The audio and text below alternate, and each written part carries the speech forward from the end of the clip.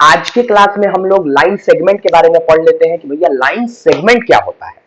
ठीक है, तो कोई मुझे लाइन सेगमेंट बता सकता है क्या?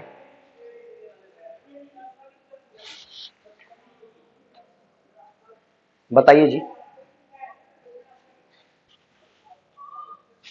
हां, ऐसा लाइन जिसके टू फिक्स पॉइंट हो। भाई चूंकि चूंकि हमें तो पता है कि लाइन के फिक्स एंड पॉइंट तो नहीं होते हैं, है कि नहीं, लेकिन अगर हमने किसी लाइन का एंड पॉइंट को फिक्स कर दिया तो हम लोग उनको क्या कहें, उसको क्या कहेंगे? Line segment. या हम लोग ऐसे भी कह सकते हैं कि दो फिक्स पॉइंट से जो दो फिक्स पॉइंट को जो लाइन ज्वाइन करती हो उसको हम लोग कहेंगे लाइन सेगमेंट। या एक और इसका डेफिनेशन हो सकता है, जैसे रुकिए हम बोर्ड पे आते हैं।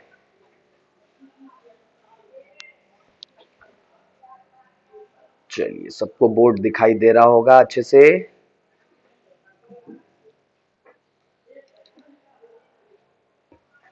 बस बस, यस सर। हाँ हाँ ठीक है प्रियांशु, तुम भी दिख रहे हो।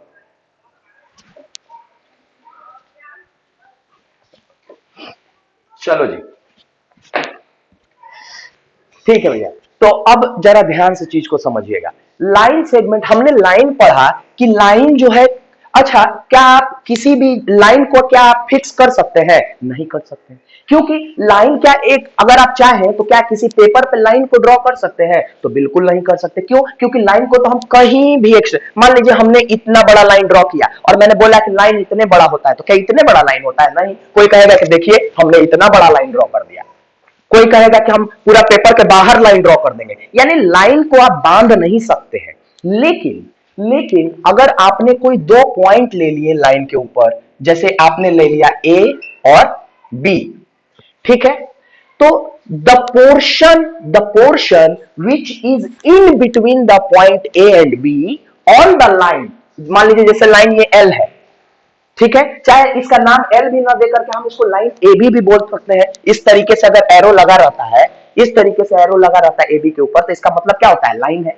तो अगर मैं कहता हूं the portion which is in between points A B, in between points A B, यानी कि ए और बी के बीच में जितना पोर्शन जो है, वो बीच में जो पोर्शन है, including the point A and B, A और बी को भी मिला करके, उसी को हम लोग कहेंगे लाइन सेगमेंट। क्या कहेंगे? Line segment. ये यानी क्या पता चला लाइन सेगमेंट क्या है? तो वह पोर्शन जो कि इन दोनों पॉइंट के बीच में है और इन दोनों पॉइंट को भी इंक्लूड करता है। ध्यान से चीज को समझिएगा, इन दोनों पॉइंट के बीच में है और इन दोनों पॉइंट को भी इंक्लूड करता है, तो हम लोग कहेंगे कि ए और बी क्या है? लाइन सेगमेंट है। A B is line segment. A B is line segment. अब जरा ध्यान से चीज को समझिएगा। लाइन को डिनोट करने के लिए हम ए बी के ऊपर एरो लगाते थे, लेकिन लाइन सेगमेंट अगर बताना हो तो हम ए बी के ऊपर ऐसे बार लगा देंगे। क्लियर, समझ में आया कि नहीं? Okay okay. अब जरा एक छोटी सी और चीज को समझ लीजिएगा भैया। लाइन जो होता है वो हमारा कहीं भी वो कर सकता है, एक्सटेंड किया जा सकता है, लेकिन क्या लाइन सेगमेंट को कहीं भी एक्सटेंड कर सकते हैं? तो नहीं, लाइन सेगमेंट को एक्सटेंड नहीं कर सकते। क्यों? क्योंकि लाइन सेगमेंट के पास क्या होगा? फिक्स पॉइंट ना हो जाएगा। फिक्स फिक्स पॉइंट, हाँ, लाइन सेगमेंट के पास तो एंड पॉइंट फिक्स हो जाएगा। तो जिस भी लाइन के पास एंड पॉइंट अगर फिक्स हो जा रहा है, इसका मतलब उसको हम लाइन सेगमेंट कह सकते हैं। यानी कहने का मतलब हुआ, क्या आप लाइन सेगमेंट को बढ़ा सकते हैं? तो नहीं बढ़ा सकते। क्यों? क्योंकि लाइन सेगमेंट तो हमारा फिक्स है। क्लियर, समझ में आया? तो ये ए बी क्या हो गया? लाइन सेगमेंट हो गया। अच्छा, अब आपने सबने स्केल आपके पास होगा। आप अगर स्केल रख करके अगर कोई लाइन ड्रॉ करते हैं तो कैसे ड्रॉ करेंगे? मान लीजिए जीरो पे रखे, यहां से लेकर के मान लीजिए 5 सेंटीमीटर का आपने लाइन ड्रॉ करना है। तो मान लीजिए ये आपने 5 सेंटीमीटर का लाइन ड्रॉ कर दिया, लाइन नहीं, लाइन सेगमेंट ड्रॉ कर दिया। A and B. A B क्या है? ये 5 सेंटीमीटर का क्या है? लाइन सेगमेंट है। एक पॉइंट इधर फिक्स है, एक पॉइंट इधर फिक्स है। फिक्स करने के लिए गोल से दिखाते हैं हम लोग, ठीक है। और लाइन में क्या दिखाते थे? लाइन में हम लोग दोनों साइड एरो लगा के दिखाते थे, ठीक है। अब अगर ए बी एक लाइन सेगमेंट है और मान लीजिए कि एक ये लाइन सेगमेंट है सी डी, सी डी ऐसे एक पॉइंट लगा के फिक्स कर दिया, ये भी मान लीजिए 5 सेंटीमीटर का है, तो क्या हम ए बी और सी डी को इक्वल कहेंगे? जल्दी बताइए। ए बी भी 5 सेंटीमीटर का है और सी डी भी 5 सेंटीमीटर का है, क्या ये इक्वल होगा? हाँ, ऑब्वियस ऑब्वियस सी बात है, इक्वल होगा। इक्वल होगा क्योंकि इसका मेजरमेंट सेम है, 5 सेंटीमीटर का ये भी है और 5 सेंटीमीटर का ये भी है, तो ये इक्वल होगा ही होगा। ओके, इतनी बात आपके लाइन सेगमेंट में क्लियर, आपको समझ में आ गई होगी। अच्छा, अब नेक्स्ट नेक्स्ट जो चीज है उसके ऊपर आते हैं, जो है हमारा नेक्स्ट टॉपिक है वो है रे। रे क्या होता है भैया? तो ऐसा लाइन जिसका कि सिर्फ और सिर्फ एक फिक्स पॉइंट हो। क्या हो? Only one fix point. तो भाई, या हम लोग कह सकते हैं कि ऐसा लाइन जिसका इनिशियल पॉइंट फिक्स हो, उसको हम लोग कहेंगे रे। जैसे कि सूरज, सूरज आपने देखा है, सूरज से रोशनी निकलती है, तो रोशनी निकलती है तो सूरज तो फिक्स है, उससे जो रोशनी निकलती है वो पूरे ब्रह्मांड में जाती है, इधर से उधर। बात समझ में आया कि नहीं? उसी तरीके से आपने टॉर्च देखा है, टॉर्च से जो रोशनी निकलती है, टॉर्च तो फिक्स रहता है, लेकिन उससे जो रोशनी निकलती है वो खूब दूर तक जाती है, कहीं भी जाती है। तो कहने का मतलब हुआ, ये हो गया हमारा फिक्स पॉइंट, और इससे जो भी रेज, इससे जो भी लाइन निकल रहा है उसको हम लोग कहेंगे रे। ये मान लीजिए ओ जो है हमारा फिक्स पॉइंट है और ये सारे रेज है। देखिए एरो जहां लग जाता है समझ जाइए कि फिक्स पॉइंट नहीं है। ये देखिए, ये सब क्या है? रे। क्लियर, समझ में आया कि नहीं रे? बताइए। यानी अगर अब देखिए, अगर लाइन की बात बोली जाए तो लाइन के पास कोई एंड पॉइंट नहीं होता है, कोई फिक्स एंड पॉइंट नहीं होता है। अगर लाइन सेगमेंट की बात की जाए तो दो एंड पॉइंट होते हैं, जो कि क्या होते हैं? दो फिक्स एंड पॉइंट होते हैं। अगर रे की बात की जाए तो रे के पास कितना एंड पॉइंट फिक्स होता है? Only one. क्लियर, समझ क्लियर, बात समझ में आ गई सबके? ओके, यानी रे हो गया, लाइन सेगमेंट हो गया। अब जरा आपके बुक में देख ले हम कि क्या क्या दिया। अच्छा, यहां पे कुछ आपके बुक में ये दिया है, डिफरेंस दिया, डिफरेंशिएट किया है लाइन, लाइन सेगमेंट और रे के बीच में। आइए हम लोग भी कर लेते हैं इस चीज को।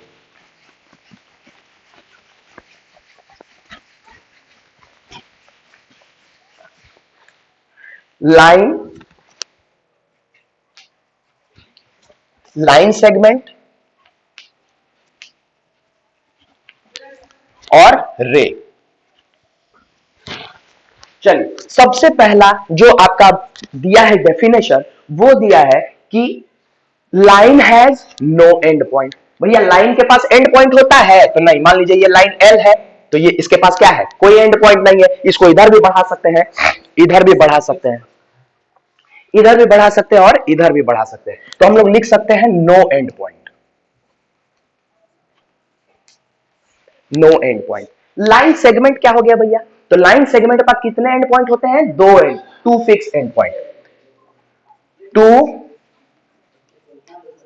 Fixed end points.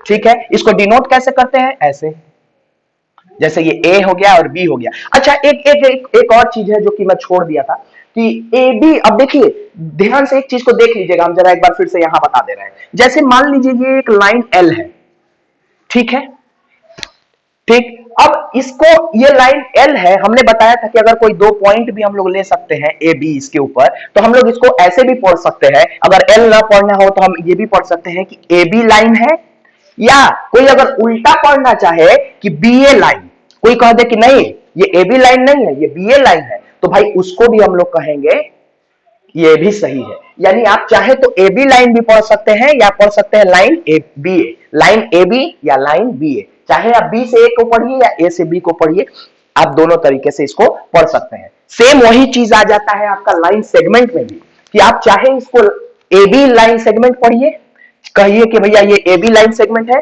या आप कह सकते हैं कि ये बी ए लाइन सेगमेंट है। बोलिए, ये क्लियर समझ में आप लोग के आ रहा है? ओके, कोई ऐसा भी है जिसको समझ में नहीं आ रहा है? कोई ऐसा जिसको समझ में नहीं आ रहा है? सबको समझ में आ रहा है इसका मतलब? ठीक है।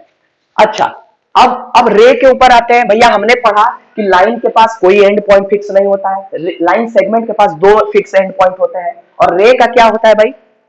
रे के पास ओनली वन फिक्स पॉइंट। हाँ, very very good, very good, only one fix point.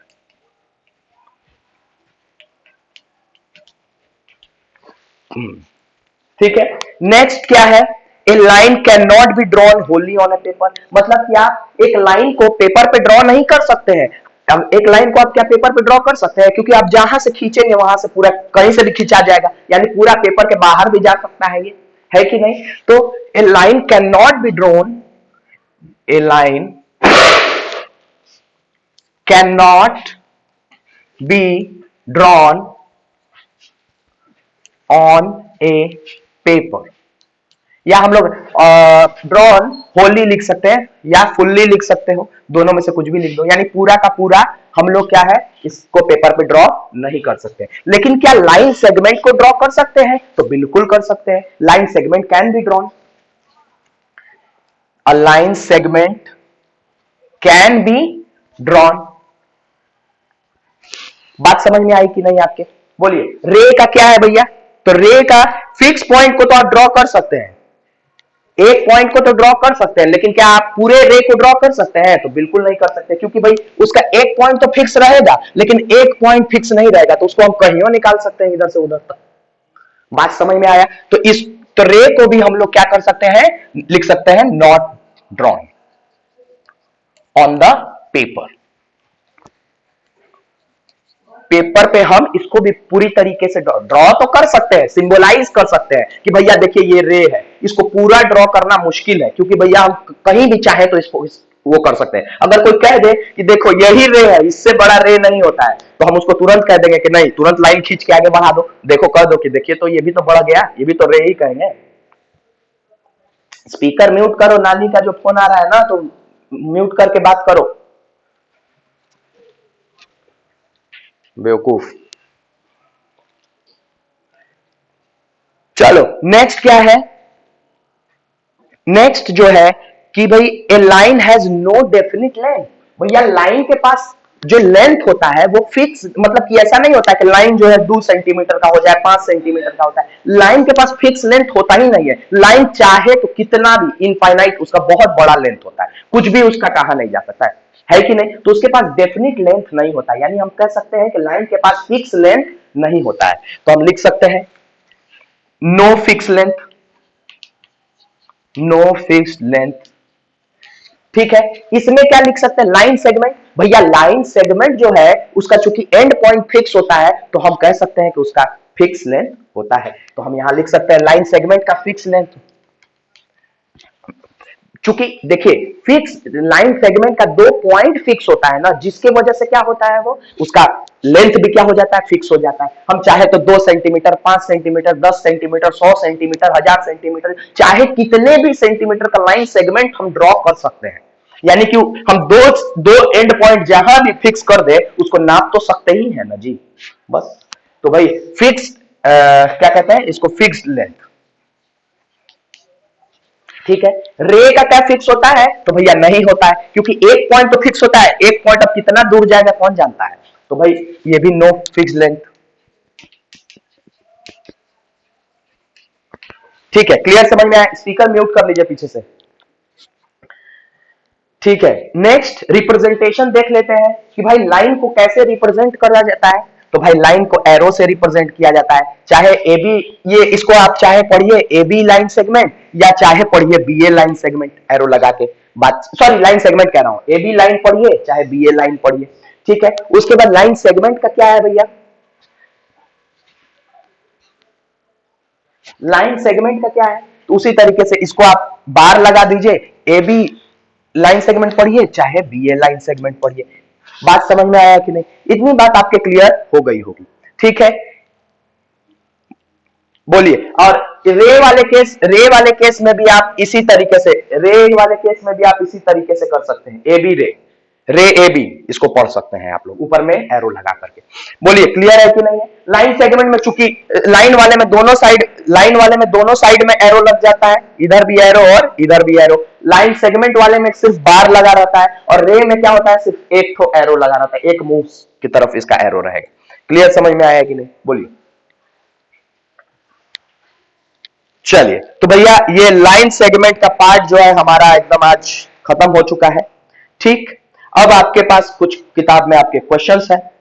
अब आपको फटाफट बताना है कि देखिए भैया इसमें बता, एक क्वेश्चन मैं देता हूं आपको, जरा बताइए मेरे को सब लोग। मिटा दें इसको? आपके बुक में भी ये दिया हुआ है डिफरेंशिएशन, आप वहां से भी देख लीजिएगा। ठीक है,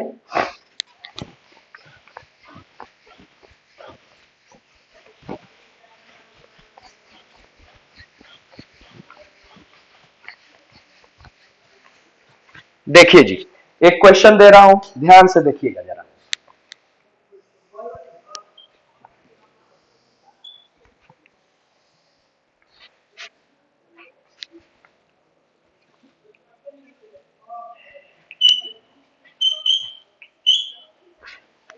ये लाइन एल है, एम है और ये एन है। ये लाइन पी है, ये लाइन क्यू है।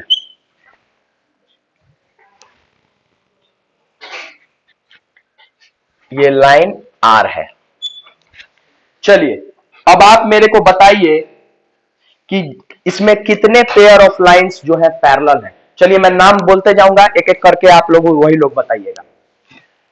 एक सेकेंड बस, थोड़ा सा सब लोग पहले निकाल लीजिए कितने लोग पैरेलल है, कितने इसमें लाइन पैरेलल है, जल्दी से सब लोग निकाल कर रखिए, हम नाम बोलेंगे।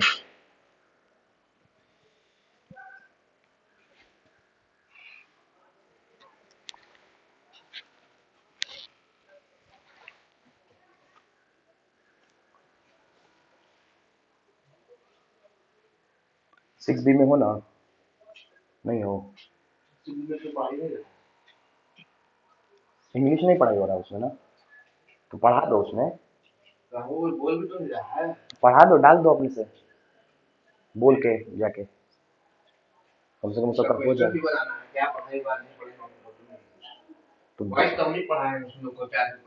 तो कम से कम सबका भी हो जाएगा।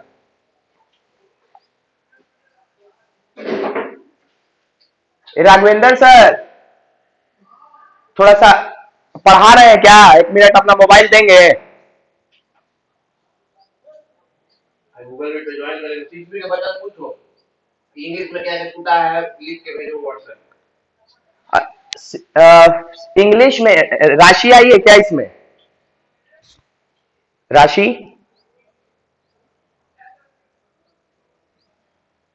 राशि लगता है नहीं आई है। चलो सौम्या आई है।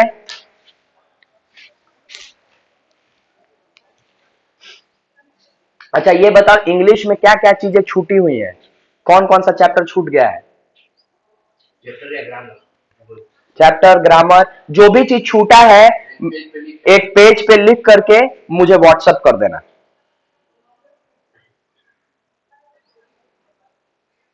हाँ तुम ही, कि जितना चैप्टर छूटा है, और जितना चैप्टर छूटा है, जो भी ग्रामर का पोर्शन छूटा है, सब का सब एक पेपर पे अच्छे से लिख देना, लाइन वाइज कि लिख देना। पहले लेसन नेम इस तरीके से कि ये लेसन छूट गए हैं, उसके बाद जब पूरा लेसन कंप्लीट हो जाए तो फिर नीचे में लिखना ग्रामर, ये पोर्शन ग्रामर का छूट गया है, और उसको भेज देना व्हाट्सएप पे मेरे पास। ओके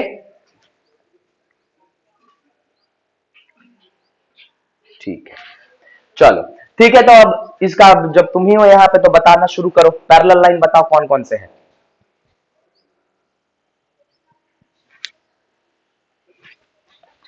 चलो बताओ पैरेलल लाइन कौन कौन सा है, जल्दी से बताओ।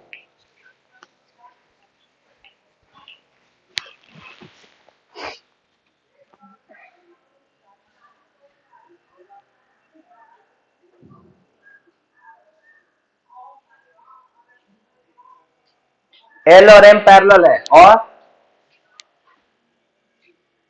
वेरी गुड, यानी एल एम और एन ये भी क्या है, तीनों का तीनों आपस में क्या है, पैरेलल है, क्योंकि मीट तो कहीं नहीं करेगा, जहां मीट नहीं करेगा तो भैया पैरेलल कहलाएगा। है कि नहीं? अच्छा, दूसरा और भी कुछ पैरेलल दिख रहा है इसमें?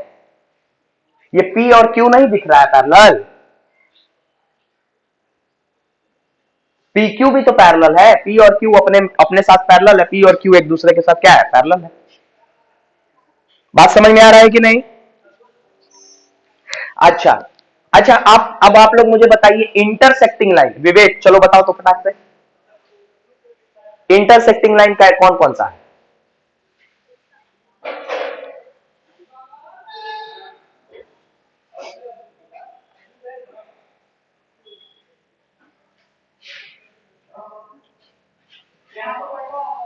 जल्दी बताओ जी।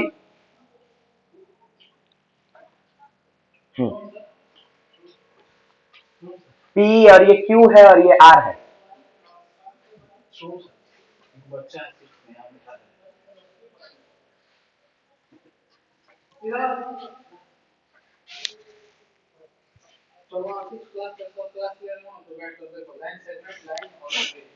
क्या है एन और? अच्छा देखिए भैया, एन जो है, देखिए इंटरसेक्टिंग लाइन का क्या पता चला? इंटरसेक्टिंग लाइन का पता चला है कि भाई इंटरसेक्टिंग लाइन वैसे लाइन को कहते हैं जो कि एक दूसरे को किसी ना किसी पॉइंट पे क्या करता हो, इंटरसेक्ट करता हो, क्रॉस करता हो, है ना, कट करता हो, वैसे पॉइंट को क्या, वैसे लाइन को क्या कहेंगे, इंटरसेक्टिंग लाइन। तो भैया अब जरा एल लाइन की बात करते हैं हम लोग, तो एल लाइन जो है इसको भी कट कर रहा है, पी लाइन को भी कट कर रहा है, आर लाइन को भी कट कर रहा है, क्यू लाइन को भी कट कर रहा है, यानी कि हम कह सकते हैं एल क्यू भी एक इंटरसेक्टिंग लाइन है, एल पी भी एक इंटरसेक्टिंग लाइन है, और एल आर भी जो है वो भी इंटरसेक्टिंग लाइन है। अच्छा, एम लाइन की बात करें तो भैया एम जो है किसको कट कर रहा है, क्यू को भी कट कर रहा है, एम जो है देखते हैं तो आर को भी कट कर रहा है, और एम जो है पी को भी कट कर रहा है, यानी जहां जहां कट कर रहा है तो भैया एम क्यू, एम पी और एम आर ये सब भी इंटरसेक्टिंग लाइन कहलाएगा। एन की बात करते हैं अगर हम लोग, तो एन जो है देखिए एन किसको किसको कट कर रहा है, एन क्यू को भी कट कर रहा है, एन पी को भी कट कर रहा है, और एन आर को भी कट कर रहा है, एन आर। Very good. तो भैया ये चीजें होगी, क्लियर, समझ में आया कि नहीं? इसी को कहेंगे भैया हम लोग इंटरसेक्टिंग लाइंस। ठीक, अब जरा एक चीज देखिएगा, अब यहां पे मैं नाम दे दे रहा हूं कि जहां जहां इंटरसेक्ट कर रहा है उसका नाम भी दे दे रहा हूं। जैसे मान लीजिए हम इसका नाम दे देते हैं ए, इसका नाम दे देते हैं बी, यहां इंटरसेक्ट किया तो इसका नाम दे देते हैं सी, यहां इंटरसेक्ट किया तो इसका नाम दे दे रहे हैं डी, यहां के लिए ई, फिर यहां के लिए एफ, यहां के लिए जी, फिर एच, और फिर यहां पे हो रहा है इंटरसेक्ट तो आई, यहां हो रहा है तो जे। सारा इंटरसेक्टिंग नाम तो दे दिया मैंने। अब चलिए, अब मुझे बताइए कि कोलिनियर पॉइंट कितने हैं? कोलिनियर पॉइंट का डेफिनेशन बताया है ना, जो एक ही लाइन पे लाई करता हो, वैसा पॉइंट जो कि सिर्फ और सिर्फ एक, तीन और तीन से ज्यादा पॉइंट जो कि एक लाइन पे लाई करता हो, उन पॉइंट्स को हम लोग कहेंगे कोलिनियर पॉइंट। तो चलो बताओ कौन कौन सा कोलिनियर पॉइंट है इसमें? प्रियांशु चलो बताओ।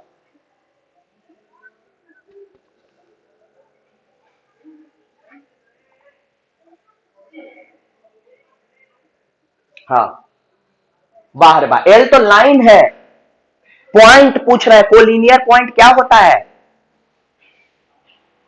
जब तीन या, हाँ बोलो।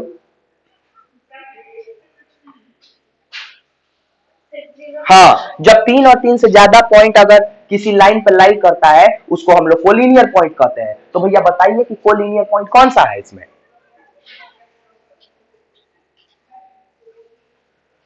ओहो, क्यू क्या है? क्यू हमारा एक लाइन है, क्यू लाइन है, एल भी लाइन है, पी भी लाइन है। पॉइंट जो है वो ये है, ये पॉइंट है, ये पॉइंट है, ये पॉइंट है, ये पॉइंट है, ये है, ये वाला है, ये वाला है, ये वाला है, ये वाला है।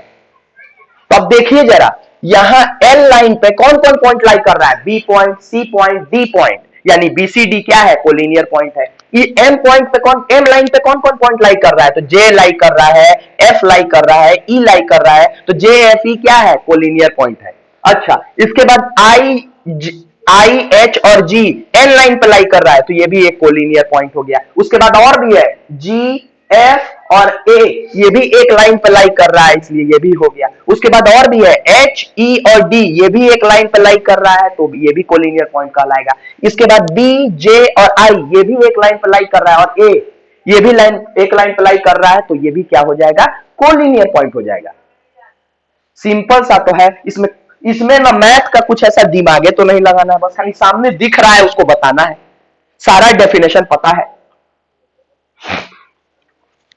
तो इस तरह की बाहर है, वाह साफ साफ दिख ही नहीं रहा है तुमको, इतना अच्छे से जूम किया हुआ है, अच्छे से जूम किया हुआ है, तुमको दिख नहीं रहा है, कैसे नहीं दिख रहा है भाई? कई अब इससे ज्यादा कुछ साफ होता है?